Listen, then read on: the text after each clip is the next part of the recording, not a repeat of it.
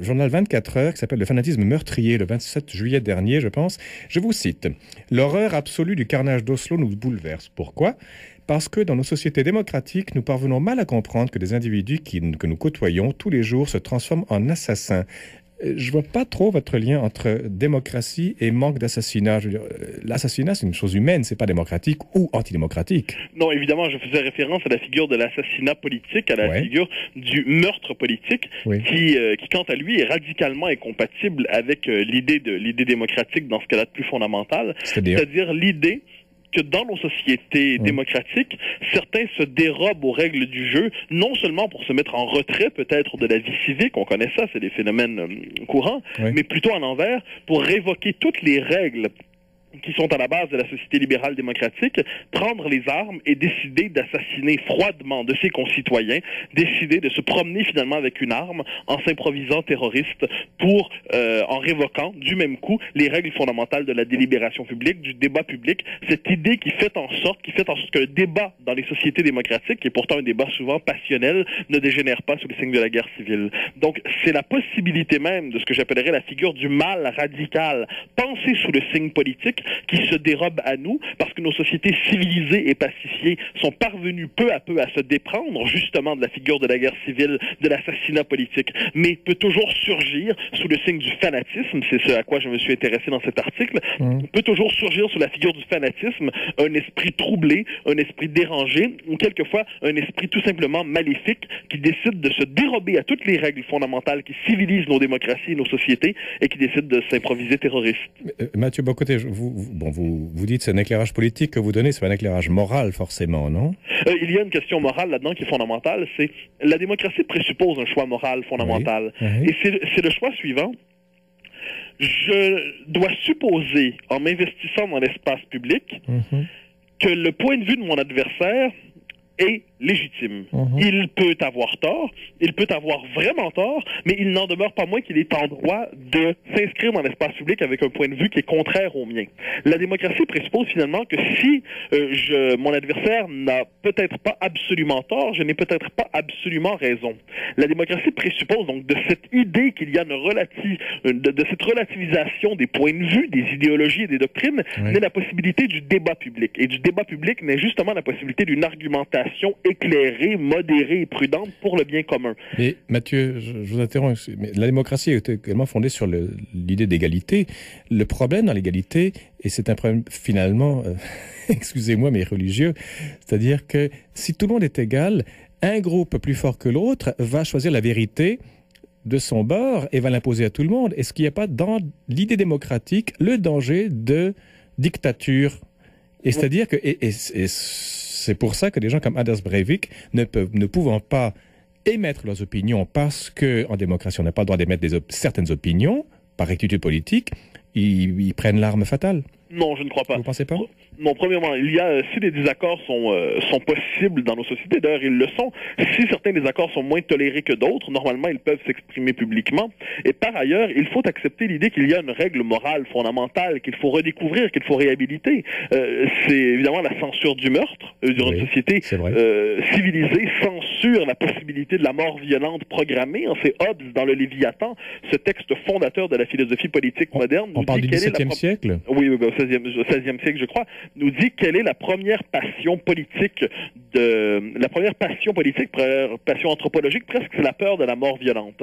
Et c'est par ce refus de la mort violente que nos sociétés instituent un ordre légal qui vient justement civiliser les conduites humaines, qui vient justement nous permettre de dépasser la figure de la guerre permanente. Je veux bien, Mathieu Bocoté, mais écoutez, le cardinal Ouellet, par exemple, ici, dès qu'il ouvrait le bec, on hurlait, on lui lançait des injures presque à la figure. Mais il n'a pas été en prison pour autant. Il peut y avoir, dans nos sociétés, il peut y avoir un consensus qui fait en sorte que certaines positions sont plus acceptées, que d'autres ne le sont pas.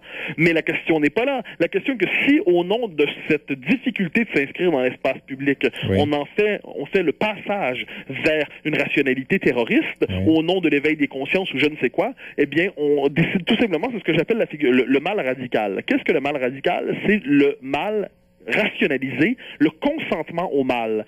C'est-à-dire, il y a l'idée que je suis devant une situation et je sais que ce que je ferai est transgresse toutes les lois morales fondamentales et pourtant je le fais car je m'improvise justicier suprême. Nos sociétés acceptent l'idée qu'il y a une part de violence nécessaire dans l'ordre politique. Voilà pourquoi ils confient cette violence à l'État. L'État qui est un lieu de régulation, de discipline de la violence, d'humanisation de la violence sous le signe d'un ordre légal. Mais si chacun peut s'improviser justicier fondamental au nom du monopole du bien qu'il réclame pour lui contre ceux qui auraient le monopole du mal, eh bien c'est une logique de violence et d'extermination qui se réinvestit dans la cité et qui vient dérégler les règles, qui vient dérégler les codes les plus fondamentaux de la démocratie. Je veux bien, Mathieu Bock-Côté, mais en même temps, écoutez, l'État lui-même est kidnappé par certains lobbies, certaines idéologies, certaines couleurs, etc., qui fait que d'autres couleurs n'ont pas le droit de citer. Non, mais il faut jamais exagérer avec ça. C'est-à-dire, si la critique que vous formulez se tient dans les limites de la rationalité démocratique, c'est-à-dire certains points de vue ne sont pas acceptés dans l'espace public, certains points de vue sont diabolisés. Bon, tout ça, ben, évidemment, il y a dans nos sociétés certaines idées qui sont plus favorisées que d'autres. Oui. Mais il faut refuser de trouver à l'intérieur de cela une justification, quelque justification que ce soit, pour le passage à la rationalité terroriste. D'autant plus, je l'ai dit, que c'est une forme de fanatisme, mais c'est une question qui me semble assez fondamentale ici. C'est-à-dire, qu'est-ce que le fanatisme dans les circonstances? C'est une idée qui vire au fantasme.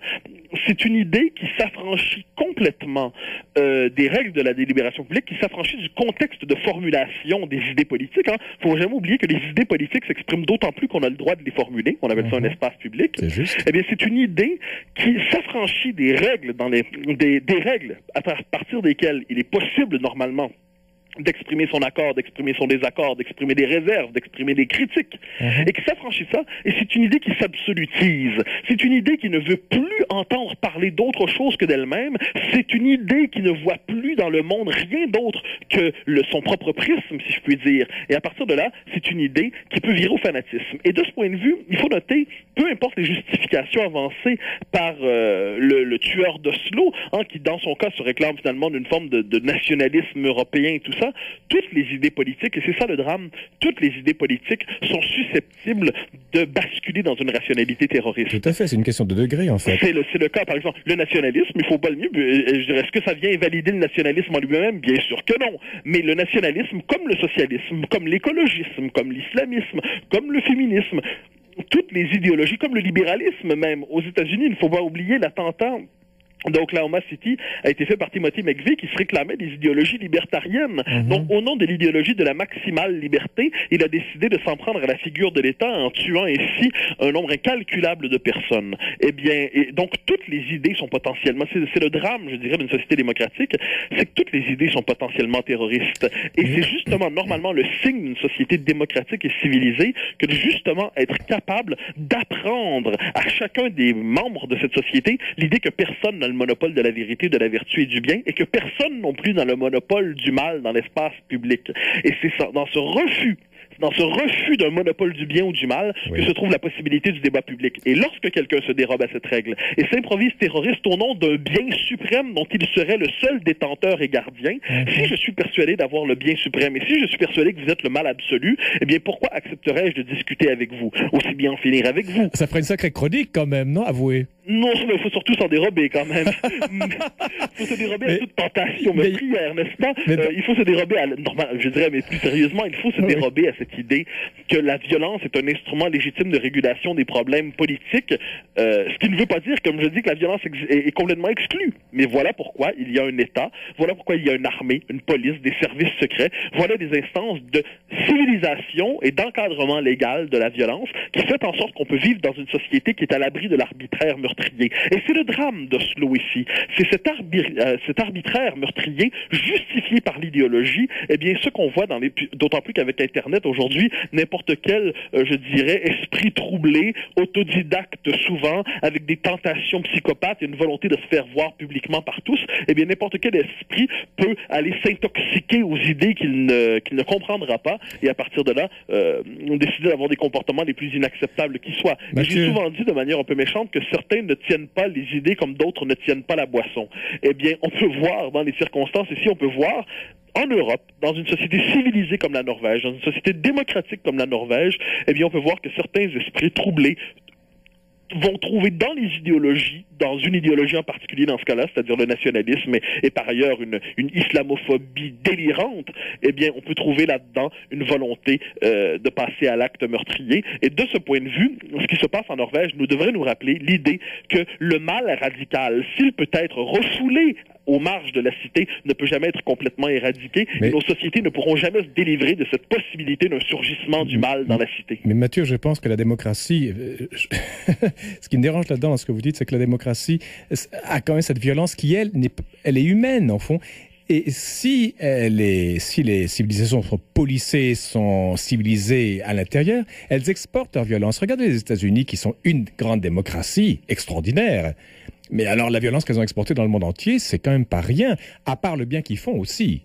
Je veux dire, j'ai l'impression que vous absolutisez l'idée de démocratie et vous dites qu'en démocratie, il y a moins de mal qu'ailleurs. Oui, c'est exactement ce que je dis. En démocratie, il y a moins de mal qu'ailleurs parce que c'est un régime où dans une démocratie libérale, j'entends une démocratie qui connaît la forme de l'encadrement légal de la violence, une démocratie qui institutionnalise finalement les codes de la violence. Mais Mathieu, mais c'est les Américains avec Bush qui... Bon, c'est pas les Américains, c'est Bush en fait, vous me direz, qui a tué des centaines de milliers d'Irakiens pour rien.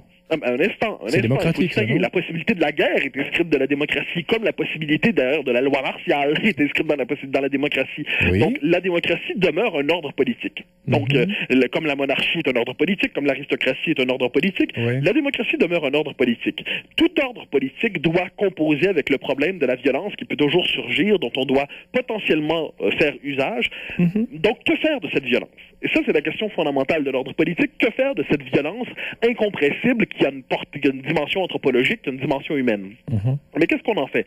Est-ce qu'on consent que chacun soit détenteur d'un droit à la violence ou, comme le proposait Max Weber dans des textes connus, il propose que l'État devienne le détenteur, d'ailleurs il le constatait ainsi, attendez, Max Weber, le sociologue, le monopole de la violence légitime. Oui. Eh bien, si on accepte, on pourrait même dire la violence légale aussi dans les circonstances, eh bien, si on n'accepte plus cette idée d'un monopole de la violence légale et légitime par l'État, et qu'on accepte cette idée que chacun, en dernière instance, peut s'improviser justicier, peut s'improviser meurtrier, peut s'improviser porteur et acteur d'une certaine violence physique, violence meurtrière, au nom d'une idée dont il s'intoxiquerait, eh bien, on vient casser les règles fondamentales de l'ordre politique, qui est justement l'idée qu'il faut institutionnaliser la violence et empêcher les individus de se croire soudainement Dieu ou diable. Mais Mathieu, je veux bien, mais alors on peut caricaturer vos propos et les mettre dans la bouche d'un nazi, parce que la violence légitime était dans l'État nazi. Non, c'était légitime. Non, il faut lire Hannah Arendt là-dessus. Il faut lire Hannah Arendt qui justement prouve comment le propre du totalitarisme,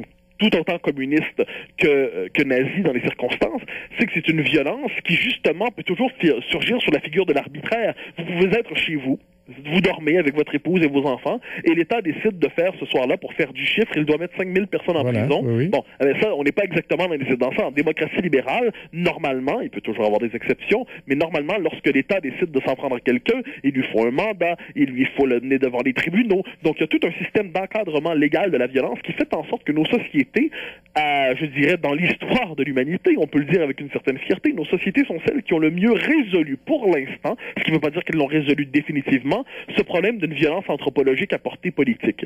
Nous avons relativement réglé ce problème, mais ce qu'on constate avec la tuerie d'Oslo, c'est que certains individus troublés peuvent toujours décider en dernière instance, dans un basculement dans le fanatisme, dans un refus des règles élémentaires de la délibération publique, dans un refus de cette idée que le bien commun personne n'a le monopole sur le bien commun ou l'intérêt général, eh bien, peuvent toujours décider, dans les circonstances, de s'improviser meurtrier au nom d'un mal nécessaire dont il se croit l'acteur. Eh bien, dans les circonstances, la tuerie d'Oslo nous rappelle simplement que le mal radical ne peut être éradiqué dans nos sociétés, ce qui ne veut pas dire qu'on doit cesser de le combattre. Mathieu Bocoté, je vais aborder l'aspect plus moral, parce que vous êtes politique et moral. Je veux vraiment abstraire ça du politique, si je peux. Je vais vous lire un extrait d'un professeur retraité de la faculté de philosophie de l'Université de Laval qui s'appelle Rénal Valois, qui a écrit dans Le Devoir, il n'y a pas longtemps, au sujet de cette histoire-là. Si ce tueur fou en est arrivé à croire qu'il pouvait se présenter comme le défenseur de nos chrétiennes convictions, c'est peut-être parce que des pensées refoulées, inavouées et inavouables ont fait leur chemin jusque dans son esprit déséquilibré. Comme on dit parfois, le fou de la famille ne fait-il pas qu'exprimer tout haut ce que les autres ressentent sans le savoir? Alors je me demande s'il n'y a pas un terroriste qui sommeille en chacun de nous. C'est un jugement un peu fort, mais quand on dit que Anders Breivik, le tueur, est un monstre, je suis d'accord avec vous. mais il n'y a pas aussi là-dedans, subrepticement, une façon de dire « lui est noir, moi je suis blanc ». Non. Moi, je crois là-dessus à la distinction claire. Moi, cette idée rappelez-vous, pendant l'affaire Turcotte, il y a quelques semaines, on nous disait que chacun d'entre nous pouvait potentiellement tuer ses enfants. Eh bien, non. Non, je refuse cette idée. Pour quelle raison? Pour quelle raison? Il y a quelque chose d'absolument délirant dans cette idée. Pour normaliser, pour excuser, pour justifier, pour pardonner à l'assassin, on décide de transformer un assassin potentiel, peut-être même la victime, mais aussi toute une série d'honnêtes citoyens qui n'auraient jamais le début du quart du huitième de l'idée d'un jour lever la main sur leurs enfants. Alors imaginez s'ils penseraient à les assassiner. Eh bien, dans les circonstances, avec ce qu'on voit en Norvège, eh bien non, il n'y a pas un terroriste en chacun de nous. Et voilà pourquoi, d'ailleurs, je crois qu'il ne faut pas s'attarder trop longtemps. C'est d'ailleurs, il a pondu un délire de 1500 pages, c'est quand même... Mais Mathieu, vous employez le mot monstre, le mot tueur, oui, c'est vrai. Le mot radical. Oui. Le mot délire, c'est bien, mais vous-même, vous effectuez un jugement moral là-dessus. Je comprends tout à fait ce que vous dites, et devant ce qui s'est passé, c'est horrible, c'est une réaction normale, mais avec la distance, vous pensez un peu le recul, il n'y a pas... On crée deux classes d'humanité là-dedans. Non, mais il y a des gens qui décident de se mettre en retrait de l'humanité, qui décident de s'opposer contre elle. Oui, mais tout le monde rentre après dans le jeu en disant oui, c'est un salopard, c'est un monstre, et nous sommes autres que lui. Mais nous sommes autres que lui dans les circonstances. Il faut accepter cette idée.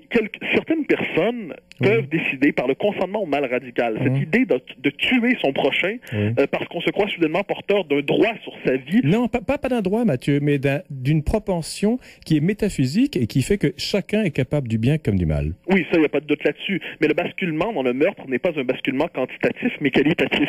Le basculement dans le meurtre, c'est la transgression de l'interdit fondamental, si je puis dire. Alors, si on accepte cette idée un peu étrange, que le basculement dans le meurtre n'est que le point d'aboutissement d'une dérive dans le mal, eh bien, c'est refuser l'idée qu'il y a un interdit absolu ici, qu'il ne nous est pas permis de transgresser jamais. Que diriez-vous d'Abraham et de son fils Isaac? Oui, vous avez cette manie quelquefois de poser le problème en le ramenant dans une dimension une forme de morale religieuse. Je refuserais presque de répondre à cette question pour la poser. Alors, parlons de l'avortement, alors. Faut pas mélanger les questions. La question de l'avortement, c'est une question qui, dans nos sociétés, dans les sociétés démocratiques, a été distinguée, avec raison par ailleurs, de celle du meurtre, de celle de l'assassinat. Peu importe ce que peuvent en dire certains militants pro-vie, nous ne sommes pas devant le même phénomène. Il y a des problèmes moraux qui sont liés à l'avortement, sans aucun doute, mais on ne peut pas poser sur la même catégorie l'assassinat et l'avortement. Ça relève de deux logiques distinctes. Et voilà pourquoi je parle ici de l'assassinat politique. De l'assassinat politique, c'est-à-dire un assassinat, c'est la tuerie d'Oslo, c'est un assassinat qui décide de se penser dans les termes de la cité. Ce n'est pas qu'un crime passionnel, aussi malheureux soit-il. Voilà quelqu'un qui décide de refuser les règles, qui consciemment décide de refuser consciemment les règles de la cité démocratique. Voilà ce qui en fait un meurtre absolu, si je puis dire, parce que voilà quelqu'un qui décide finalement de consentir au chaos le plus absolu. Mathieu Bocoté, une dernière question. Vous savez, dans le métro, il n'y a pas longtemps, il y avait placardé partout une phrase de Spinoza que j'ai mal retenu, mais je vous la cite quand même à peu près, dans le sens, dans les choses humaines, ne pas railler, ne pas déplorer, ne pas maudire, mais comprendre. Quelle attitude peut-on avoir face à ce qui s'est passé? Il faudrait certainement comprendre d'abord et avant tout. Et ensuite, en fait, je dirais, on peut d'abord maudire. Oui. On peut ensuite, et on doit comprendre, et il n'est pas interdit au terme de cette compréhension de maudire à nouveau. Il n'est pas interdit au terme. On a cette manie aujourd'hui de dire qu'il ne faut pas juger, qu'il ne faut pas maudire, qu'il ne faut pas pleurer, qu'il ne faut pas louanger, qu'il ne faut pas glorifier. Je suis en désaccord. S'il faut analyser, s'il faut comprendre, s'il faut expliquer, s'il faut pousser l'explication le plus loin possible par le travail de la raison, il ne nous est pas interdit, dans un acte d'humanité élémentaire, si je peux dire, en dernière instance, de juger moralement d'un acte qu'on trouve légitime ou non. Pourtant, comprendre, c'est prendre avec, on est avec l'autre. Oui, on peut décider de le comprendre ainsi, on peut décider d'entendre ainsi le terme comprendre. On a aussi cette idée que la compréhension ne doit jamais aller jusqu'à l'adhésion. Au dernier moment, oui, évidemment, oui. Au dernier moment, il est possible, il est permis, il est même suggéré, devrais-je dire, de retrouver sa conscience morale. Parce que sinon, nous basculons, il y a toujours cette possibilité d'un basculement dans le relativisme. Il devrait être permis, devant la tuerie d'Oslo, peut-être faut-il expliquer, comprendre et tout ça, il devrait être permis d'avouer, de consentir à notre sentiment d'horreur en disant voilà un acte horrible, voilà un acte qui relève du mal radical, je peux le comprendre, mais je ne devrais jamais l'excuser. Mathieu Bocoté, merci pour cette excellente chronique. Merci à vous. On se donne rendez-vous jeudi prochain? Au plaisir. Au revoir. Au revoir.